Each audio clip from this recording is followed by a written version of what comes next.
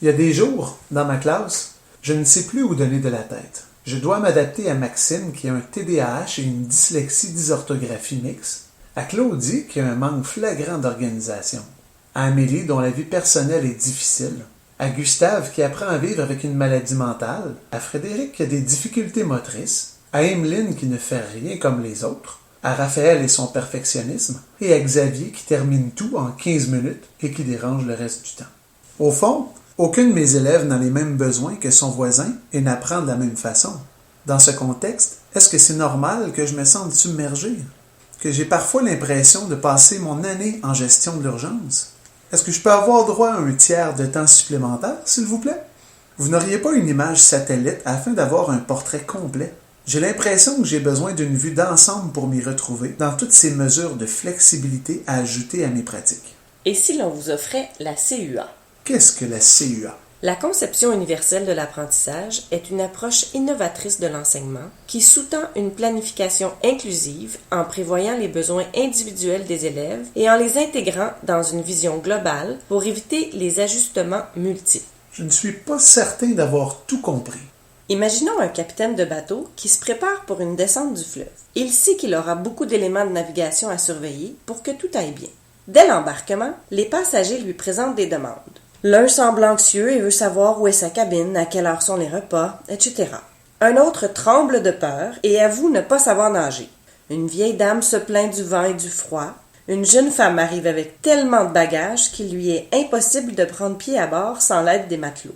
Finalement, à peine le quai quitté, un dernier passager se découvre un mal de mer violent. D'une demande à une autre, le voyage se déroule et le capitaine n'a pas une minute de libre. À l'arrivée, il est fourbu, et cela lui laisse la vague impression de ne pas avoir été efficace. C'est parfois le sentiment que j'éprouve après m'être efforcé de faire de la différenciation pour les multiples besoins de mes élèves. Le capitaine se met donc en quête d'une nouvelle façon de faire et il découvre la CUA. Reprenons donc en amont en permettant au capitaine d'appliquer la CUA à sa façon de naviguer.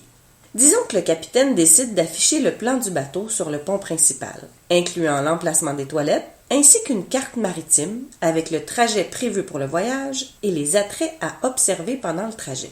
Qu'il rende aussi disponible le menu et les heures des repas dans la salle à manger. Qu'au moment de l'embarquement, il remette à chacun des passagers une trousse de voyage comprenant une veste de sauvetage, un plan du bateau, l'horaire des journées, une couverture de laine et des médicaments contre le mal de mer. Tout porte à croire que la traversée se fera de façon moins contraignante pour le chef à bord, mais aussi pour les passagers qui pourront utiliser les moyens dont ils ont besoin. Par exemple, un passionné du monde maritime, calme et discret, qui n'aurait pas osé demander, sera heureux de suivre leur itinéraire sur la carte. La CUA prend comme fondement que l'offre de mesures de flexibilité qui répondent à un élève à besoin particulier peut être positive pour d'autres élèves, voire pour l'ensemble du groupe. Si je comprends bien l'analogie, la norme n'avance plus sur une ligne en ajoutant des flexibilités pour chacun, mais planifie dès le départ une pluralité des moyens et les offre à tous. Exactement. Il s'agit d'une inclusion plutôt que d'une intégration.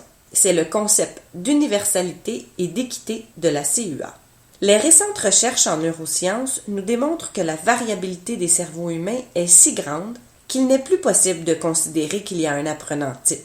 Cette diversité se manifeste dans la façon de percevoir l'information, dans les habiletés et processus cognitifs utilisés, dans les réactions face à des situations et des contextes différents, et selon les phases de développement de l'élève. La norme devient donc la diversité de façons d'apprendre. Oui, et elle demande l'utilisation flexible et accessible de la technologie, ainsi que la combinaison des approches et techniques pédagogiques. En effaçant les barrières et les obstacles dès le départ, la CUA diminue la stigmatisation de certains élèves, tout comme les coûts d'accompagnement. Elle permet également une plus grande autonomie des apprenants et une meilleure réussite globale. Bon, disons que j'embarque.